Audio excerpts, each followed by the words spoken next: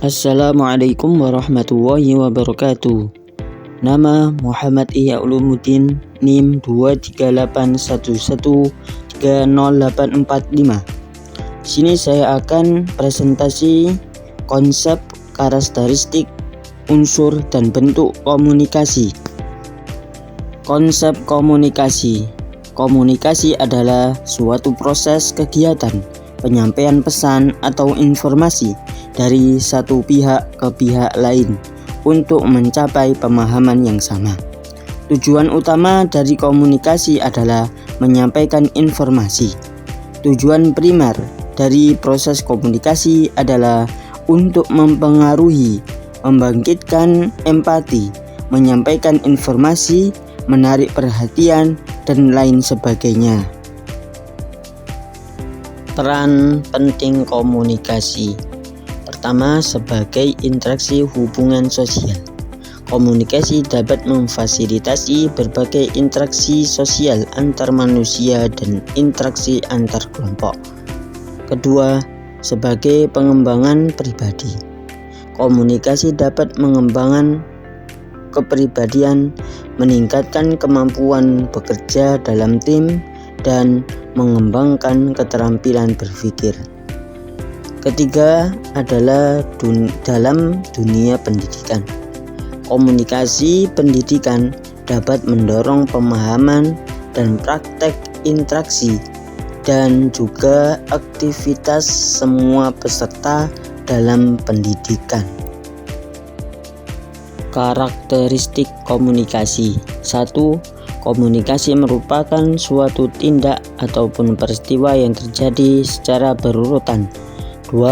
Komunikasi merupakan upaya yang dilakukan secara sengaja dan memiliki tujuan berurutan.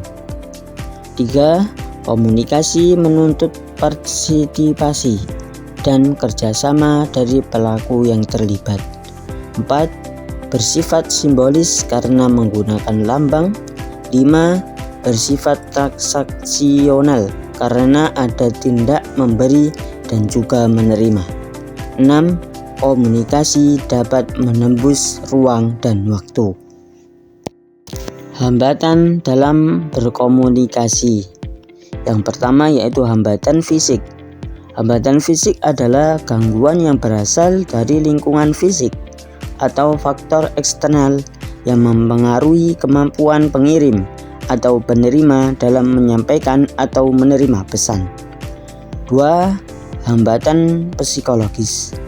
Hambatan psikologis adalah hambatan yang berasal dari kondisi mental atau emosional baik dari pengirim maupun penerima yang dapat mempengaruhi cara mereka memahami pesan. 3. Hambatan bahasa. Hambatan bahasa terjadi ketika ada perbedaan bahasa atau perbedaan pemahaman terhadap istilah. Yang keempat, hambatan budaya.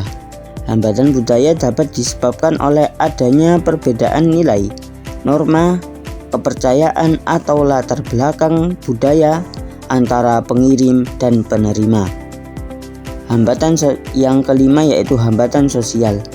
Hambatan sosial terjadi karena adanya perbedaan status sosial, peran atau hubungan hierarkis antara pengirim dan penerima. Keenam, hambatan teknologis. Hambatan teknologis terjadi ketika teknologi yang digunakan dalam proses komunikasi tidak berfungsi dengan baik atau sulit diakses oleh salah satu pihak. Dan yang ketujuh yaitu hambatan sosio-antropsikologis. Hambatan ini terdiri dari hambatan sosiologis, hambatan antropologi, hambatan psikologis, hambatan semantik, serta hambatan ekologis. Media komunikasi. Media komunikasi adalah instrumen yang memfasilitasi proses penyampaian pesan agar efektif, mulai dari komunikasi tatap muka hingga komunikasi massa yang menggunakan media elektronik dan cetak. Perkembangan teknologi digital telah mengubah media komunikasi secara signifikan. menjadikannya alat yang penting dalam interaksi personal, profesional, pendidikan, dan publik dengan kemampuan menjangkau audiens luas secara bersamaan. Pentingnya literasi digital agar masyarakat dapat memanfaatkan media komunikasi dengan bijak untuk mendapatkan manfaat maksimal dari kemajuan teknologi komunikasi. Kesimpulan presentasi, komunikasi merupakan proses penting dalam pembangunan interaksi sosial yang efektif, melibatkan penyampaian pesan dari pengirim ke penerima untuk mencapai pemahaman bersama dan mempengaruhi sikap serta perilaku. Dihadapkan dengan berbagai hambatan, penggunaan media komunikasi yang tepat dan bijak sangat diperlukan untuk mendukung keberhasilan komunikasi di era digital saat ini.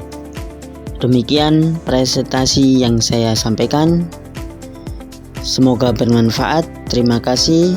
Wassalamualaikum warahmatullahi wabarakatuh.